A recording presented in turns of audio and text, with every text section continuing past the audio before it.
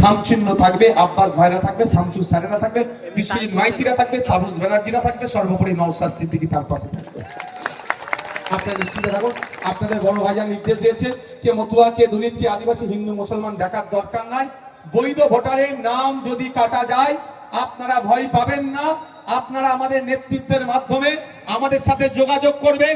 যদি পশ্চিম বাংলার একজন বৈধ ভোটারের নাম কাটা যায়, আপনাদের কথা দিচ্ছি ওই একজন বৈধ ভোটারের জন্য সুপ্রিম কোর্টগামী আমি ফ্লাইট ধরবো, দিল্লিগামী ফ্লাইট ধরে সুপ্রিম কোর্টে একজনের ভোটারের জন্য লড়াই করবো।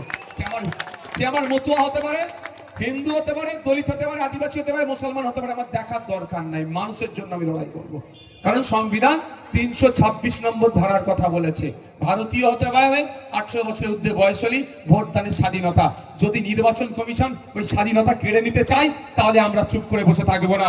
মাঠে ময়দানে গণতান্ত্রিক প্রক্রিয়ায় জবাব চাইব আর আইনের মাধ্যমে সুপ্রিম কোর্টে গিয়ে লড়াই করব। সাথ দেবেন তো আপনারা? আমাদের সাথ দেবেন তো নাকি?